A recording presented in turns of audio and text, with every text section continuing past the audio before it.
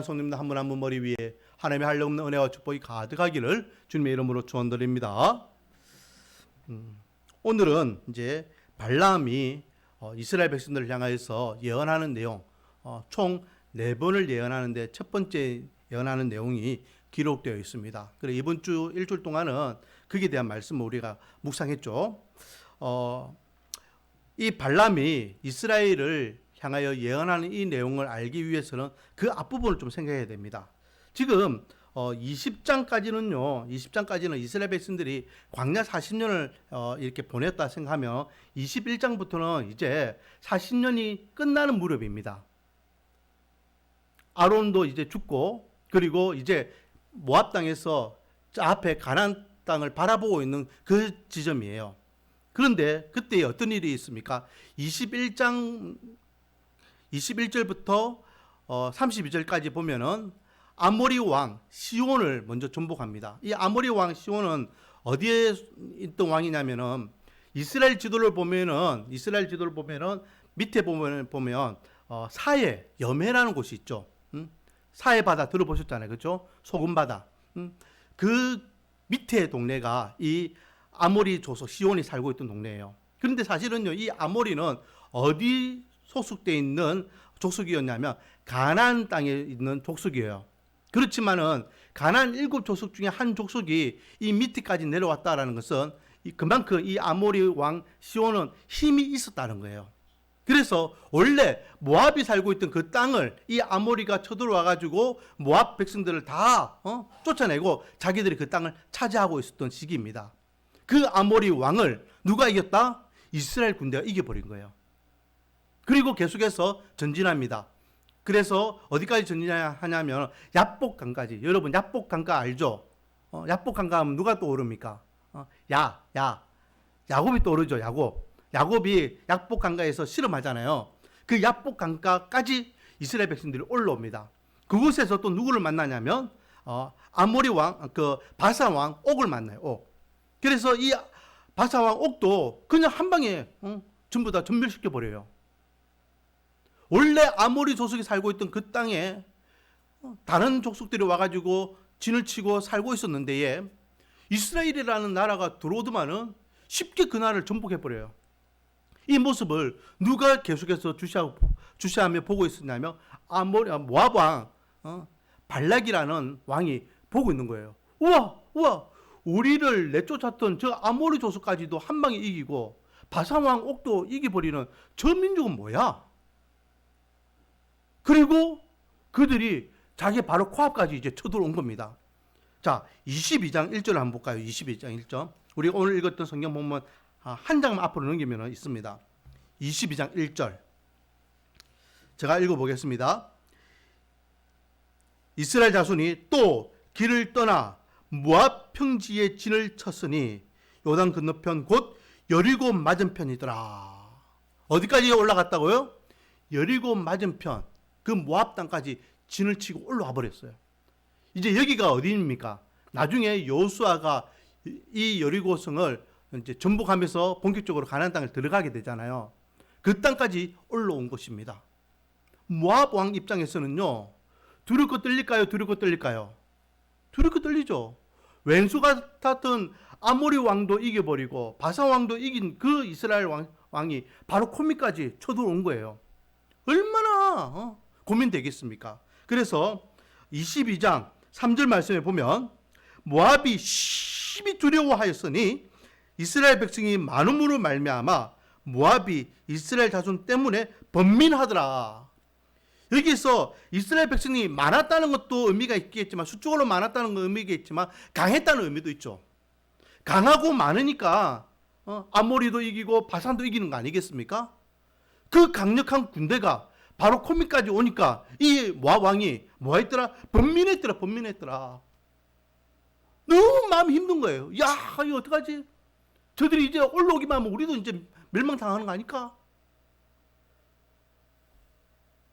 그래서 이 모압 왕이 이제 한 가지 계책을 쓰는데 그게 뭐냐? 힘과 힘으로 붙으면 이스라엘을 이길 수 없다는 걸 인정합니다. 이미 아모리와 바산과 전쟁하는 걸 봤잖아요. 우리는 아모리한테도 져가지고 지금 쫓겨나가지고 엄두한 곳에 지금 정착하고 있는데 아모리도 이기지 못하는 그 모압이 이스라엘 어떻게 이기겠습니까? 야, 저들이 올라오면 우리는 똑같이 우리는 전멸당한다, 패한다. 그러니까 힘 대 힘으로 우리는 붙을 수 없으니까 좀 계략을 써야 되겠다. 그리고 생각한 계략이 뭐냐? 자, 22장 5절 말씀에 보면 이때 그가는요 모압 왕 발락을 이야기합니다. 발락이 사신을 부올의 아들 발람의 고향인 강가 부들에 보내어 발람을 부르게 하여 이르되 보라, 한 민족이 애굽에서 나왔는데 그들이 지면에 덮여서 우리 맞은편에 거주하였고. 한 민족이 애굽에서 나와가지고 지금 온 땅을 지금 덮고 있고 그들이 지금 우리 목전까지 왔다라는 것입니다. 그래서 네가 와서 그들을 저주해 주셨으면 좋겠다라는 것이죠. 자, 누구를 불렀다고요? 발람을 불렀다. 이 사람 이름이 비슷하기 때문에 헷갈릴 수 있어요. 발락이 발람을 부른 겁니다. 근데 이 발람은요 어디에 있는 사람이냐? 그의 고향이 어디라 했습니까? 5절에 고향인 강가 부돌이라 돼 있죠. 부돌. 이 부돌, 제 성경에는요 이 앞에 숫자 1이 있습니다. 여러분 성경에도 뭐 숫자가 적혀 있습니까? 그 적힌 것을 맨 밑에 보면은 각주가 나와 있죠. 그 숫자대로 보면은 뭐라 되어 있습니까? 유보라데 강이라고 적혀 있는 거 보입니까? 즉 이 부돌이라는 것은요 유보라데 강을 이야기하죠. 예전에 아브라함이 나왔던 그 땅, 갈대아 우르, 그 유브라데 강. 그러니까 완전히 저 먼 곳, 지금 이스라엘 땅 있잖아요. 지금 이스라엘 땅에 있는 왕이 이라크에 있는 사람을 불러들인 겁니다. 지금은 뭐 이렇게 정보나 통신이 발달했기 때문에 언제든지 멀리 있는 사람들 소식을 접할 수 있지만은 이 당시에는요 그런 정보가 쉽게 이렇게 얻을 수 있는 게 아니잖아요. 그렇다면 어떻게 이 발락 왕이 이 발람이라는 사람을 알고 또 그가 얼만큼 점술가로서 능력이 있는지를 알고 그 멀리 있는 이국 땅에 있는 발람을 데려와 가지고 이스라엘을 저주하라고 했을까? 거기에 대한 답이요 4절에 보니까 자 4절에 미디안 장로들에게 이르되, 지금 이스라엘 백성들이 목전에 왔는데 모압 왕이요 모압 장로와 모압 군인들을 데려놓고 군사회의를 하는 것이 아니라 누구를 불렀다? 미디안 장로들을 불러요. 미디안 장로들을 불러서 이르되, 이제 이 무리가 소가 밭의 풀을 뜯어먹은 같이 우리 사방에 있는 것을 다 뜯어먹으리로다 하니, 그때 십볼의 아들 발락이 모압 왕이었더라. 마치 소가요 들판에 소가 막 풀들을 다 뜯어먹듯이 이스라엘 백성들이 그렇게 완전히 우리를 전멸시킬 것이다, 그런 비유를 하고 있는 거죠. 미디안 장로들, 왜 미디안일까요? 이 미디안은요 모압 장로가 아닙니다. 그는 그 당시에 아라비아 반도 지역에 이렇게 널리 퍼져서 살고 있던 그 또 다른 족속들인데, 이 미디안 장로들은 그들 가운데에 모압과 이렇게 바로 옆에서 살면서 교류하면서 그렇게 점쟁이 무당으로서 활동하고 있는 이들을 이야기하는 거예요. 이들에게 소식을 듣게 되는 겁니다. 우리 점술가 가운데에 우리 무당 세계에서 진짜 영빨리 센 그런 신령한 사람이 있다. 그리고 듣게 되는 인물이 누구라는 겁니까? 바로 발람이라는 인물을 듣게 되었다라는 거죠.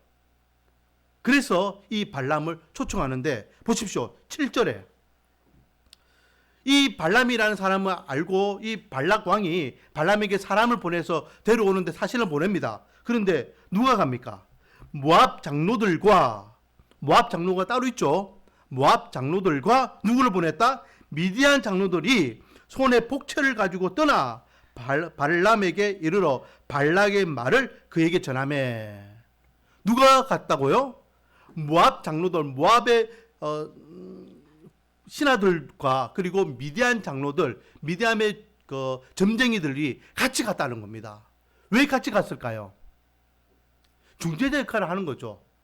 소개시켜 주는 겁니다. 선생님, 저기 이스라엘이 쳐들어와 가지고 그 나라의 위기를 느끼고 있는 모압 왕이 보냈습니다. 이 사람들이 우리를 보냈습니다라고 미디안 장로들이 이 발람에게 이 발락의 사람들, 모압 사람들을 소개시키기 위해서 같이 갔다는 거예요. 그렇기 때문에 이 미디안 장로들은요, 점술가였고 점쟁이였고 무당이었다라는 것을 우리가 추측할 수 있습니다.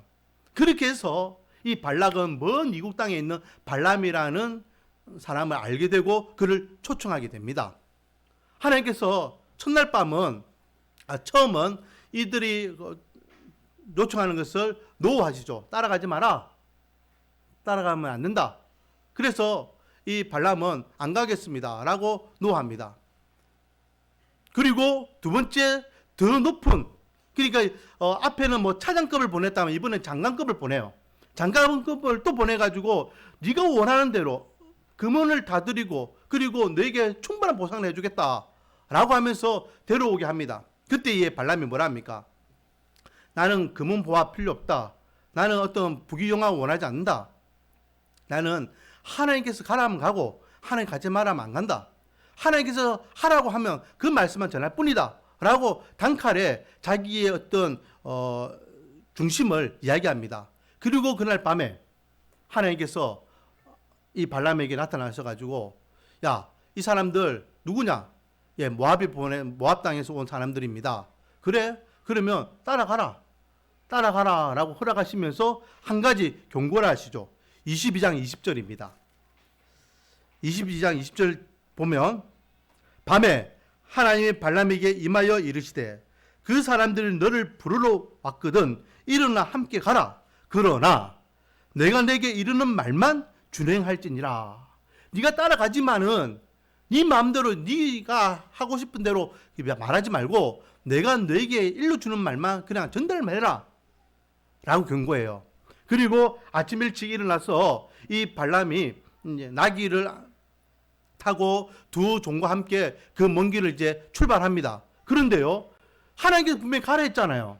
가라 했지만은 어떤 아버지가 내 자식 욕먹는 거 좋아하겠습니까?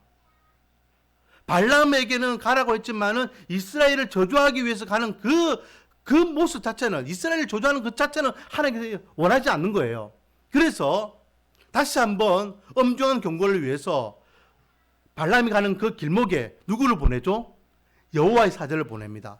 여호와의 사자가 시뻘건 금을 딱 들고 딱 서 있는 겁니다. 오면은 쳐 죽이려고. 그런데 그 모습을 누가 봅니까? 그가 타고 있던 나귀가 봐요. 나귀가 여간이 열려가지고 그 천사를 보게 돼요. 그래가지고 가면은 자기도 죽고 자기가 타고 있는 그 주인도 죽을 것을 아니까 이 나귀가 안 가고 엄던 길로 새길로 빠져버립니다. 발람이 화가 나가지고 책짓질하고 해도 이 나귀가요 안 가는 거. 그래가지고 또 빠져나간 길이 어디냐? 포도원길, 담벼락길입니다. 양쪽으로 담이 있고 외길. 그곳에 또 이 사자가 뚝 나타나가지고 시뻘건 칼을 들고 딱 치고 있는 겁니다. 나귀가 가면 안 되니까 눈에 보이잖아요. 그러니까 안 가려고 어떻게 합니까? 타고 있는 그 발람의 발을 옆에 벽에다가 질질 끌면서 못 가려고 계속 발부터 칩니다. 발람은 이거 모르죠. 그래서 계속해서 채찍질합니다. 막 채찍질하면서 야 뭐하니? 똑바로 가라 하면서 막 합니다. 결국은 이 여호와의 사자가 능하까지 승큼 타고 와요. 그러니까 이 나귀가 깜짝 놀래가지고 덥석 땅에 엎드리죠. 마치 우리 강아지 이렇게 키워보시면 아시잖아요. 강아지가 가다가 지 가기 싫으면 어떡합니까? 땅바닥에 완전 넙죽해가지고 버티잖아요. 그런 것처럼 이 나귀도 그렇게 버팁니다. 그러니까 이 발람이 계속 채찍질하고 야 일어나라, 내가 갈 길이 뭔데 이렇게 시간 허비하면 어떡하냐 하면서, 그러니까 하나님께서 이 나귀에게 입을 틔워주셔요. 그럼 뭐라 합니까? 야 아프다 그만 좀 때리라. 내가 이때까지 네 말을 평생 잘 들었는데요, 내가 왜 이런지 좀 보고 좀 이야기해라 하면서 막 나귀가 화를 내는 거죠. 야 저 앞에 여호와의 사자가 시뻘건 칼 들고 네 죽이려고 기다리고 있는데 내가 그 죽음의 길을 내가 가겠냐 하면서 그럽니다. 그리고 하나님께서 발람의 눈을 열어서 그 천사를 보게 하십니다. 아 내가 죽을 뻔했구나. 이 나귀가 날 살리려고 그랬구나. 그리고 이제 여호와의 사자를 다시 만나가지고 이야기하는데 한마디 하죠. 내가 이 가는 길 하나님께 원하지 않는 길이라면 내가 가지 않겠습니다. 다시 집에 돌아가겠습니다. 날 죽이려고까지 하시는 분이 가라고 하는 것은 맞지 않잖아요. 가라고 해놓고 왜 죽이려고 합니까? 하나님께 원하지 않으면 내가 돌아갈게요 라고 해요. 그때 여호와 사자가 가라. 하나님께 가라 했으니 가라. 그런데 가서 하나님께서 말씀하신 대로 하나님께서 말씀하신 것만 전해래. 덜도 뭐 보태견을 빼지도 말고 그것만 딱 전해래 라고 이야기하면서 발람이 그렇게 그 가는 길을 다시 한번 하나님께서 경고하십니다. 자, 거기에 대한 말씀 34절 35절입니다. 22장. 발람이 여호와의 사자에게 말하되 내가 범죄하였나이다. 당신은 나를 막으려고 길의 성주를 내가 알지 못하였나이다. 당신이 이를 기뻐하지 아니하시면 나는 돌아가겠나이다. 이제 발락에게 가는 것을 원하지 않으면, 기뻐하지 않으면 내가 집으로 돌아가겠다 이 말이죠. 35절. 여호와의 사자가 발람에게 이르되 그 사람들과 함께 가라. 내가 내게 이르는 말만 할지니라. 발람이 발락의 고관들과 함께 가니라. 하나님 경고를 주신 거죠. 니 가가지고 엉뚱한 소리 하지 마라. 발락이 뭐 협박하고 뭐 물질로 유혹하고 뭐 이렇게 명예와 또 이렇게 권세를 준다 해도 그게 휘둘리지 말고 내가 너에게 준 말만 전해라. 경고를 주신 거예요. 그거 어기면은 너 이 칼로 죽는다 그 말이죠. 그런 배경을 가지고 이 발람이 모압 고관들과 함께 이제 발락에게 가서 드디어 모압 땅에 발을 내딛습니다. 누구보다도 이 발람을 기다렸던 이 발락이요, 완전히 고관 대신들과 함께 발람을 귀빈 대접하면서 맞이하게 됩니다. 거기에 대한 말씀이 36절부터 40절까지. 그래서 발람을 위해서 고기도 잡고 양도 잡고 그래가지고 풍성하게 진미로 그를 대접하는 모습이 나오죠. 그리고 난 다음날 아침이 됩니다. 다음날 아침 본격적으로 발락이 발람을 데려온 목적을 이루기 위해서 이제 그를 높은 산에 데려가죠. 바알의 산당이 있는 곳입니다. 그곳에서 저 멀리 있는 이스라엘 백성들을 보게 합니다. 그리고 그곳에서 그가 마음껏 이스라엘 위하여 저주하게 하기 위해서. 그런데요, 발람이 그 바알의 산당에 올라가서 뭐 합니까? 내가 먼저 제단을 쌓아야 되겠습니다. 여기에 7제단을 좀 쌓아 주십시오. 제단 7개를 쌓고 거기에 수송아지 7마리와 순양 7마리를 하나님 앞에 범죄물로 드리십시오 라고 하면서 이렇게 제단을 쌓고 제사를 지낼 것을 요청하죠. 그래서 모압 왕이 그렇게 그 모든 것을 융숭하게 제사를 지냅니다. 그리고 난 다음 이제 그들은 다른 방향으로 그들이 뜻한 모습이 달라지게 되는 것을 보게 되죠. 제가 좀 길게 이 배경 설명을 이야기했는데 이 배경 설명이 중요한 이유가 오늘 본문의 내용에 있기 때문에 그렇습니다. 오늘 그 설교 제목이 뭡니까? 같이 읽어볼까요? 시작. 동상이몽. 동상이몽 뜻이 뭡니까? 동상이몽. 원뜻으로 이야기하면은 같은 침대에서 잠을 자지만은 다른 꿈을 꾼다 이 말이잖아요. 같은 자리에 있지만은 다른 목적이 있고 다른 의도가 있다는 것입니다. 이 발락과 발람이 바로 그런 지금 관계입니다. 두 사람이 똑같이 한 장소에 있지만은 발락이 생각하는 그런 계획과 발람이 생각하는 계획은 다른 거예요. 이 두 사람은 완전히 동상이몽의 관계였다라는 거죠. 원래 동상이몽은요, 남송 때에 학자 진량이라는 사람이 처음 사용했습니다. 춘추 전국시대 때에 오늘이 적이 내일이 아군이 되고 또 오늘의 아군이 내일이 적이 되는 그 시대였습니다. 그래서 적의 왕을 암살하기 위해서 여자를 보내고 그 여자와 잠자리를 하는 데 있어 가지고 이 왕은 흔쾌히 이 여자를 자기 부인으로 맞이하려고 하는데 이 여자는 이 왕을 암살하려고 하는 모습, 이런 것들이 동상이몽이라는 거죠. 자, 그러면 이 두 사람은요, 어떤 동상이몽을 가지고 있었냐? 첫 번째는요, 이들이 드리는 제사가 달랐다는 거예요. 지금 제가 이야기했던 대로 바알 산당에, 왜요? 모압 왕은 바알을 섬기는 사람이었기 때문에 바알 산당밖에 없죠. 하나님께 드려야 되는 어떤 제단이 없습니다. 그러니까 바알 산당에 그가 올라와 가지고 자기 신 바알에게 제단을 쌓고 제사를 지냅니다. 그렇지만은 발람은요, 누구에게 지금 이 제사를 드리고 있을까요? 발람은요 4절 말씀, 오늘 보면 23장 4절 말씀 같이 한번 읽어보겠습니다.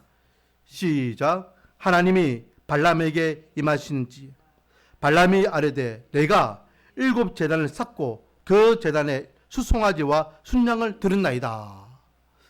제단을 쌓고 난 다음에요, 발람이 모압 왕에게 이야기합니다. 왕이여, 당신들 여기 있으세요. 그 제단을 두고 자기는 멀리 언덕길로 올라갑니다. 내가 하나님을 만나러 갔다 오겠습니다 라고 하면서 그 무리와 완전히 멀어지게 되는 것을 보게 되죠. 그리고 어느 정도 거리가 떨어졌을 때에 하나님께서 이 발람에게 임하십니다.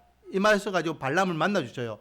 만나주시는 데에 딱 만났을 때에 이 발람의 첫 마디가 뭡니까? 하나님, 제가요 7 제단을 쌓았고 거기에 수송아지가 순양을 드렸습니다. 여기에서 우리가 빠진 말씀이 내가 7 제단을 쌓고 각 제단에 수송아지와 순양을 드렸습니다 라고 되어 있잖아요. 여기에 누구를 위하여 드렸냐, 그게 안 나와 있어요. 근데 보십시오. 지금 하나님을 만났습니다. 하나님을 만나서 내가 제단을 쌓고 7 제단을 쌓고 수송아지와 순양을 드렸습니다 라고 하는 말을 하나님 앞에 지금 하고 있는 것은 지금 이 제단을 누구를 위해서 했다라는 것을 암시하고 있습니까? 하나님께 드렸다라는 것을 암시하고 있는 거예요. 발람은 지금 그 7 제단을 하나님을 위하여 제사를 지낸 제단이었다는 거고, 발락은, 모압 왕은 자기가 믿는 바알 신에게 드렸던 제사였다라는 거죠. 똑같은 장소에서 똑같은 제사를 지내지만 이 두 사람은 제사 자체가 다른, 제사를 드리는 대상자가 완전 다른 동상이몽이었다라는 겁니다.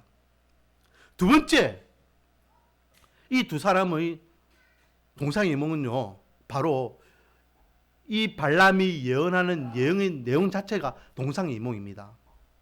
발락이 이 발람을 데려온 이유가 뭡니까? 11절 말씀에 첫 번째 예언을 끝내고 난 다음에 발락이 뭐라고 이야기합니까? 자, 같이 한번 읽어보겠습니다. 11절 시작. 발락이 발람에게 이르되 그대가 어찌하여 내게 이같이 행하느냐? 나의 원수를 저주하라고 그들을 데려왔거늘 그대가 오히려 축복하였도다. 그렇죠? 이 모압 왕이요, 발람을 저 멀리 이국 땅에 있는 사람을 굳이 2번 3번 사람 보내가지고 이 땅에 데려와가지고 그렇게 극진히 대접한 이유가 뭡니까? 이스라엘을 저주하라는 목적이었어요. 너 입 열어서 너 주술을 뿌리면은 그 신령한 주술을 통해서 이 사람들이 저주받을 거 아니야. 힘대 힘으로 붙으면 우리가 이길 수 없지만 네가 저주하면은 이 사람들을 멸망시키면은 우리는 이길 수 있어. 저주하라는 목적이었어요. 예언의 목적이 저주였습니다. 그러나 발람은 예언하는 목적이 무엇입니까? 자, 12절 말씀해 보니까 발람이 대답하여 이르되 여호와께서 내 입에 주신 말씀을 내가 어찌 말하지 아니할 수 있으리까? 나는 하나님께서 주신 말씀을 그대로 전달할 뿐이다. 이 예언의 주체는 내가 아니라 하나님이시다 라고 고백하고 있는 것입니다. 완전히 다르죠. 그래서 그 예언 가운데에 8절 말씀에 보면 하나님이 저주하지 않으신 자를 내가 어찌 저주하며 여호와께서 꾸짖지 않으신 자를 내가 어찌 꾸짖으랴 라고 하며, 하나님께 저주하지 않으시고 하나님께 꾸짖지 않는 사람을 어떻게 내가 할 수 있느냐? 라고 하며 오히려 이스라엘을 저주가 아니라 뭘 했다? 축복하였다. 그래서 11절 말씀에 저주하라고 불러놨는데 저주 안 하고 뭐 했다? 축복하고 있네. 이놈이 야, 이 정신 차리라 하고 11절에 지금 발락이 화를 내는 것이에요. 완전 동상이몽이죠. 두 번째, 세 번째 예언도 마찬가지입니다. 네 번째 예언은요, 좀 다르죠. 오늘 새벽에 우리가 말씀 나눴지만은 이것은 그 지역에 있는 민족들을 향한 하나님의 심판에 대한 예언입니다. 그래서 첫 번째, 두 번째, 세 번째 예언은 이스라엘 향하여서 발락이 발람을 통하여 예언하게 만드는데 그것은 저주에 대한 예언을 원했지만 하나님께서는 저주가 아니라 뭘 주셨다? 축복을 주셨다. 두 번째, 오늘 본문을 통해서 우리에게 주시는 적용적인 말씀인데요. 이와 같이 동상이몽, 다른 마음을 갖는다는 거죠. 다른 생각, 다른 꿈을 꾼다는 겁니다. 이와 같이 우리는 무슨 일을 하려고 하면 동상이몽이 아니라 같은 마음, 같은 뜻을 품어야 된다라는 것을 알 수 있습니다. 같은 마음을 품어야 되죠. 먼저는 누구와 같은 마음을 품어야 될까요? 따라하겠습니다. 하나님과 같은 마음을 품자. 하나님과 같은 마음을 품어야 됩니다. 발람은요, 철저하게 하나님 중심적인 행동을 하고 있습니다. 나중에 이제 내일부터 우리가 보겠지만은 발람은 이제 완전히 딴 길로 가게 되죠. 그렇지만은 지금까지 23장, 24장까지 내용, 예언하는 그 내용까지만 보면은 이 발람은 철저하게 누구 중심이었다? 하나님 중심이에요. 하나님 중심. 나 금은보화 필요 없다. 나 부귀명예 필요 없다. 나는 오직 하나님께서 말씀하신 대로만 전한다. 라고 이야기하죠. 자, 오늘 본문에 조금 전에 읽었던 대로 여호와께서 내 입에 주신 말씀을 내가 어찌 말하지 않을 수 있느냐라고 고백합니다. 오늘 새벽에도 나눴던 말씀. 마지막으로 발락이요, 세 번째 예언까지 다 하고 난 다음에 이제 열받아가지고 야, 너 이제 됐다. 입만 열면은 저주가 아니야 축복하는 거. 나 이제 그거 듣기 싫다. 이제 네 왔던 길 돌아가라 하면서 이 모압 왕이 발람을 내쫓아요. 그때에 발락이 뭐라 이야기합니까? 24장 10절부터 13절까지 말씀 보면 발락이 발람에게 노하여 손뼉을 치며 말하되 내가 그대를 부른 것은 내 원수를 저주하라는 것이었거늘 그대가 이같이 3번 그들을 축복하였도다. 그러므로 그대는 이제 그대의 곳으로 달아나라. 내가 그대를 높여 심히 존귀하게 하기로 뜻하였더니 여호와께서 그대를 막아 존귀하지 못하게 하셨도다. 발람이 발락에게 이르되 당신이 내게 보낸 사신들에게 내가 말하여 이르지 아니하였나이까. 가령 발락이 그 집에 가득한 은금을 내게 줄지라도 나는 여호와의 말씀을 어기고 선악간에 내 마음대로 행하지 못하고 여호와께서 말씀하신 대로 말하리라 하지 아니하였나이까. 라고 대답합니다. 여러분, 이것이 하나님과 같은 마음을 품는 모습입니다. 원하기는 저와 여러분은 늘 하나님과 같은 마음을 품는 하나님의 백성들이 되기를 소망합니다. 하나님께서 원하시고 하나님께서 기뻐하시고 하나님께서 만족하시는 세상 사람들에게 인정받고 부귀영화를 누리고 내 소원 성취를 이루는 것에 우리의 중심적인 삶이 아니라 하나님께서 원하시고 하나님께 기뻐하시고 하나님께서 만족하시는 삶을 살아가는 것이 진정한 하나님의 백성의 삶일 줄 믿습니다. 다윗을 보세요. 다윗을 향하여 하나님께서 뭐라 축복하십니까? 사도행전 13장 22절 말씀에 보니까 패했다는 것은 사울 왕위에서 패했다는 겁니다. 다윗을 왕으로 세우시고 증언하여 이르시되 내가 이새의 아들 다윗을 만나니 내 마음에 맞는 사람이라 내 뜻을 다 이루리라 하시더니 하나님께서 다윗을 택하여 이스라엘 왕으로 세우신 이유는 한 가지 이유였습니다. 그 이유가 뭐라고요? 내 마음에 맞는 사람이다 라는 거죠. 하나님의 마음에 맞으니까 그 목동 아버지와 형들로부터 어신영임을 당했던 그 어린 아이를 하나님께서는 이스라엘의 성군으로 만들어 주셨다라는 것이죠. 이것이 하나님의 사람이 달려가는 성공의 비결입니다. 세상 사람들처럼 부귀영화를 위하여 따라가다 보면은 결국은 그 길은 멸망의 길이고 망하는 길이지만, 하나님의 마음에 합당하게 하나님 중심적인 삶을 살아가며 안 된다 할지라도, 망했다 할지라도, 없다 할지라도 하나님께서 그 인생을 들어주시면은 성공하는 인생이 될 줄 믿습니다. 그러므로 주님 앞에 서는 그날까지 하나님의 마음에 합당한, 하나님과 같은 마음을 품는 성실한 하나님의 백성들이 되기를 주님의 이름으로 축원드립니다. 그리고 또 어떤 같은 마음을 품어야 되느냐? 교회 성도 간의 같은 마음을 품어야 됩니다. 그래서 사도 바울과 베드로가요, 이 같은 마음을 품으라 라는 말을 아주 많이 했습니다. 빌립보서 4장 2절 말씀, 내가 요디아를 권하고 순두개를 권하노니 주 안에서 같은 마음을 품으라. 이 요디아와 순두개가요, 이 빌립보 교회 안에서 유력한 자들 중에 한 사람들이었는데 늘 다투는 거예요. 서로 마음이 맞지 않는 거예요. 그래서 거기에 대해서 갈등이 생기고 교회가 혼잡스럽게 돼요. 그러니 바울이 이야기합니다. 야, 요디오야, 순두개야, 너 같은 마음을 품어. 누구 안에서? 주 안에서 같은 마음을 품어. 그게 덕이야 라고 이야기하는 거죠. 베드로전서 4장 1절 말씀에 베드로도 동일한 말씀을 하고 있습니다.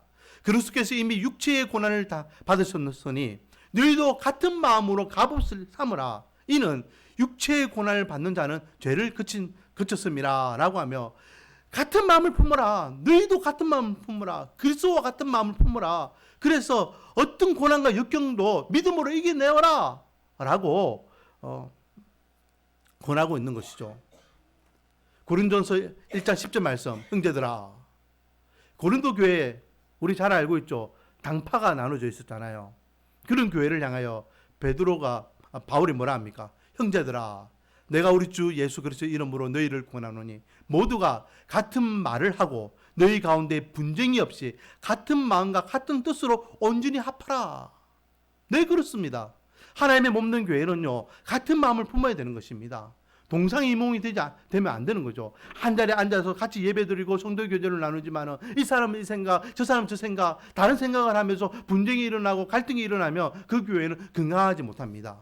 원하기는 우리 말씀과 어느 교회 성도님들은 주 안에서 같은 마음을 품고 하나님께 주시는 목표를 향하여 함께 달려갈 수 있는 하나님의 백성들이 되기를 원합니다. 그러면 우리 교회는 하나님께 세우신 그 교회의 목적에 맞게 하나님께서는 들어 쓰임 받는 은혜가 있을 줄 믿습니다.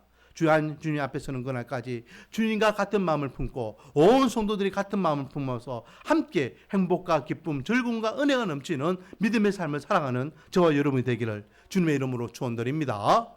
기도드리겠습니다. 아버지 하나님, 같은 시간 같은 장소에 있다고 해서 같은 것이 아닙니다. 하나님이요, 같은 마음을 품어야 됩니다. 같은 뜻을 품어야 됩니다. 발람과 발락이 같은 장소에 있었고 같은 제사를 드렸지만은 그들이 있는 목적이 달랐습니다. 하나님이요, 우리 말씀 어느 교회 성도들이 함께 신앙생활할 때에 하나님과 같은 마음을 품고 하나님이 원하시고 하나님이 뜻하시는 신앙생활을 하기를 원합니다. 또한 온 교회가 함께 한 마음으로 하나님께서 주시는 비전과 꿈을 향하여 달려가는 건강한 교회 되기를 원합니다. 그래서 이 마지막 때에 하나님께 세우시는 하나님의 교회로서 그 사명을 온전히 감당하는 위대한 교회 되게 은혜와 복을 다하여 주시옵소서. 예수님의 이름으로 기도드립니다.